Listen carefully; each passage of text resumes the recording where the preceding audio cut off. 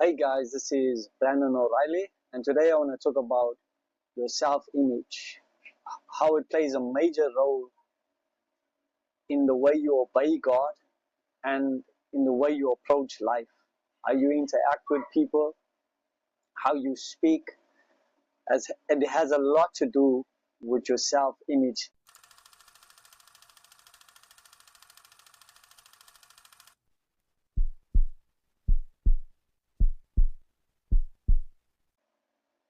Your image plays a major role on how you approach things, whether you do approach things or not. It plays a major role in your success. Your image either helps you or puts you down. It could be holding you back. How you see yourself affects the way you do things and also whether you progress or not. If you do things with fear, no confidence, and with a low self-esteem, you're not going to make much progress. But if you have a healthy view of yourself, you'll take everything you do as a learning experience, and you know that you can do better. I'm going to go into defining what is self-image, and we're going to look at some definitions which I have got from the Oxford language, I have from the Collins dictionary, and so forth. Your self-image can affect your relationship with God. It can put fear in you or ignite a flame of courage in you. I'm going to read that again. Your self-image can affect your relationship with God. It can put fear in you or ignite a flame of courage in you.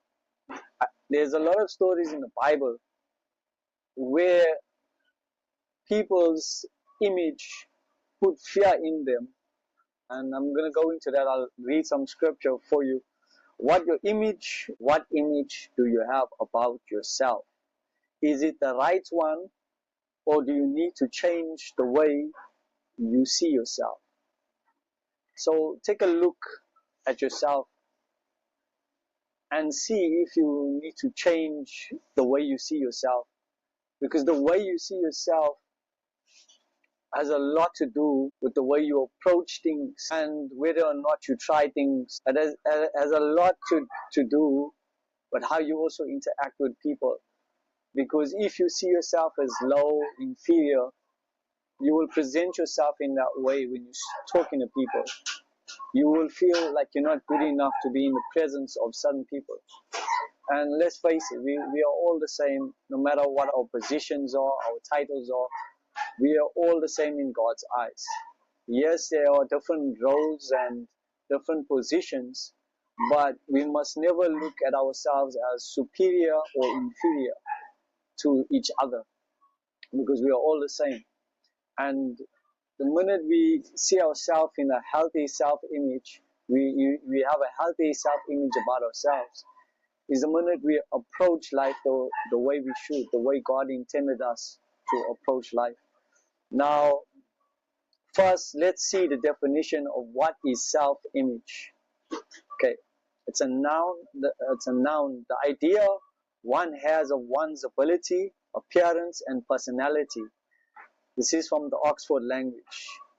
So the idea one has of one's abilities, appearance, and personalities. So that has to do with your capabilities, your image, the way you look, and your personality, who you are. Collins dictionary says that your self-image is the set of ideas you have about your own qualities and abilities. And then I'm going to take another definition from the American Psychological Association. One's view or concept of oneself. Self-image is a crucial aspect of an individual's personality that can determine the success of relationships and a sense of general well-being. A negative self-image is often a cause of dysfunctions and self-abuse, self-defeating, or self-destructive behavior. So here we see that relationships are affected because of self-image. and also your sense of well-being is affected, because the minute you see yourself as inferior, it can lead to a point where you feel like what's the point of living. You can think bad thoughts against yourself. You can be your best friend or you can be your worst enemy. So having a negative self-image can make you your own worst enemy, because you'll put yourself down. You will feel you don't deserve certain things. You'll speak yourself out of certain blessings God is bringing you to. You'll even speak yourself out of your calling. Whatever God has assigned for you to do on the earth, you'll speak yourself out of it because you feel like you're not good enough. So it's very important to look at the way you see yourself. This is a serious thing because it plays a major part in you going forward. This could be holding you back, your self-image. So you need to look at it. Um, and I'm going to look at some scriptures showing you how people saw themselves, the self-image they had. Let's start with Numbers 13, 22. Okay, so I'm just going to turn to Numbers 13:22 in my Bible. And they ascended by the south and came unto Hebron, where Ahiman, Sheshaiah, and Talmai, the children of Anak, were. Now Hebron was built 7 years before Zoan in Egypt. And they came unto the brook of Eshcol, and cut down from thence a branch with one cluster of grapes, and they bare it between two upon a staff. And they brought of the pomegranates and of the figs. The place was called the brook Eshcol because of cluster of grapes which the children of Israel cut down from there. And they returned from searching of the land after 40 days. And they went and came to Moses and to Aaron and all the congregation of the children of Israel unto the wilderness of Paran to Kadesh, and brought back word unto them and unto all the congregation, and showed them the fruit of the land. And they told them and said, We came unto the land whither thou sentest us, and surely it flowed with milk and honey, and this is the fruit of it. Nevertheless, the people be strong that dwell in the land, and the cities are walled, and very great. And moreover, we saw the children of Anak there. The Amalekites dwell in the land of the south, and the Hittites, and the Jebusites, and the Amorites dwell in the mountains, and the Canaanites dwell by the sea and by the coast of the Jordan. And Caleb stilled the people before Moses and said, Let us go up at once and possess it, for we are able to overcome it. But the men that went up with him said, We are not able to go up against the people, for they are stronger than we. And they brought up an evil report of the land which they had searched unto the children of Israel, saying, The land through which we have gone to search it is a land that eateth up the inhabitants thereof, and all the people that we saw in it are men of great stature. And we saw the giants, the sons of Anak, which came of the giants, and we in our own sight as grasshoppers, and so we were in their sight. Now, verse 33 is a very important verse, and it says, in verse 33, it says, And there we saw the giants, the sons of Anak, which come of the giants, and we were in our own sight as grasshoppers, and so we were in their sight. Now, God is saying something to these people. God is saying, look, I'm giving you this land. You're going to possess it. You're going to have victory. I'm giving you this land as an inheritance. But they are looking at themselves and they are seeing themselves as grasshoppers. So we see they're comparing themselves to the sons of Anak, which are giants, and they're seeing themselves as grasshoppers. Now, it's amazing that they saw themselves that in their own eyes they were grasshoppers. So they had this self-image that they were small, compared to the giants in this land that they're supposed to possess. God is given an instruction, and their ability to receive God's instructions is affected by how they see themselves. How they see themselves is as grasshoppers. They said we are like grasshoppers. These guys are giants. And he says, they say, hey, they even see us as grasshoppers themselves. So they were worried about how they were viewed, and they were viewing themselves in that same way. So I want you to see something, that your ability to receive from God can be affected by your self-image. So if you have a poor self-image, it can affect your ability to receive from God.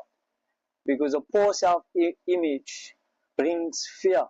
Because the minute they saw themselves as grasshoppers, they began to have fear. They're like, there's no way we're going to possess this land. Because they're looking at themselves in a way that is small.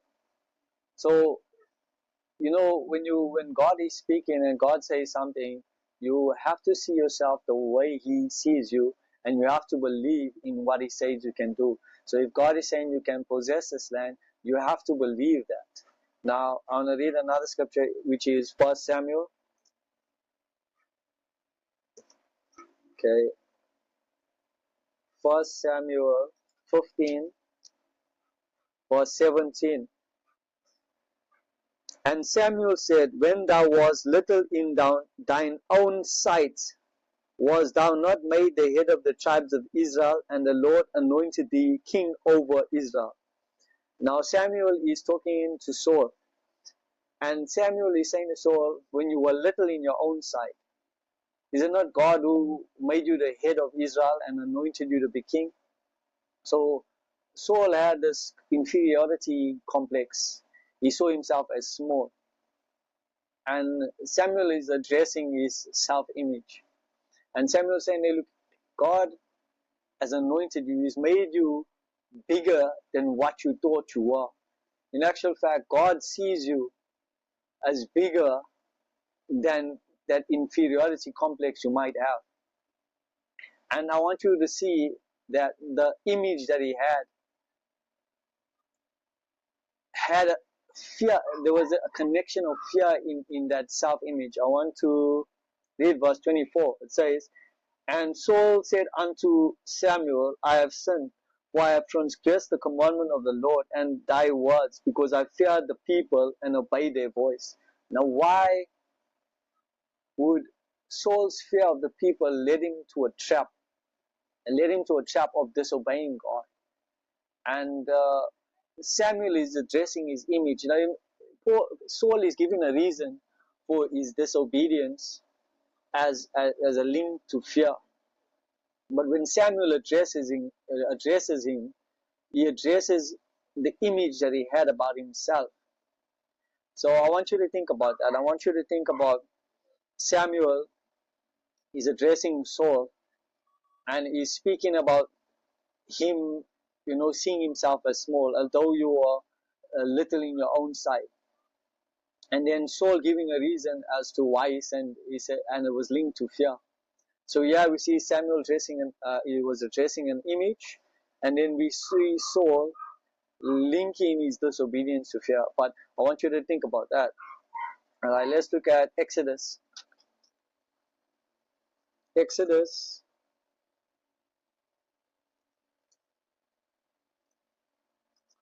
Okay. Exodus 4:10-16. Exodus 4:10-16. And Moses said unto the Lord, O my Lord, I am not eloquent, neither heretofore, nor since thou hast spoken unto thy servant, but I am slow of speech and of a slow tongue. And the Lord said unto him, who had made man's mouth, or who maketh the dumb or the deaf, or the seeing or the blind? Have not I the Lord? Now therefore go, and I will put Now therefore go, and I will be with thy mouth, and teach thee what thou shalt say. And he said, O my Lord, send, I pray thee, by the hand of him who thou wilt send. And the anger of the Lord was kindled against Moses. And he said, Is not Aaron thy Levite thy brother? I know that he can speak well. And so, behold, he cometh forth to meet thee. And when he seeth thee, he will be glad in his heart. And thou shalt speak unto him, and put words in his mouth. And I will be with thy mouth and with his mouth, and will teach you what you shall do. And he shall be thy spokesman unto the people, and he shall be to thee instead of a mouth, and thou shalt be to him instead of God. And thou shalt take his rod in thine hand, wherewith thou shalt do signs. Now Moses, God is giving instruction to Moses, and he's sending him with a message to Pharaoh. But yeah, Moses is telling God that he doesn't speak well. He's not eloquent in speech. So there are some uh, people who say Moses had a stammering or stuttering problem. So Moses is telling the Creator that he is not good at speaking. He is not an eloquent speaker. He's slow in speech. Now I want you to see this image over here. This is Moses' image about himself, is that I can't do what you're saying, God, because I have a problem with speaking. So, find somebody else. And, give him the message. And God is saying, hey, who made your mouth? Who made your mouth? And God is saying, I will be with your mouth. I'll put the words in your mouth. I will give you things to say. And God was angry because Moses is like, hey, let somebody else speak. And the solution God gives, okay, you have a brother, he's good at speaking, his name is Aaron. I will tell you what to say, you will tell Aaron what to say. Now go.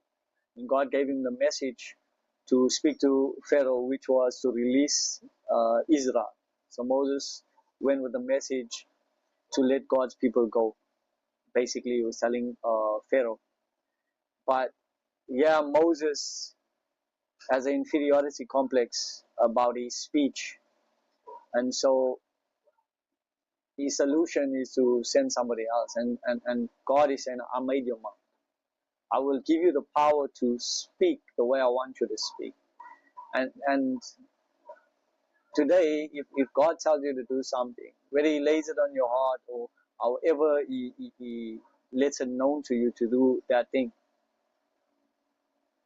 would the image that you have about yourself stop you from doing what God is saying? Because a lot of the times we feel like we're not good enough.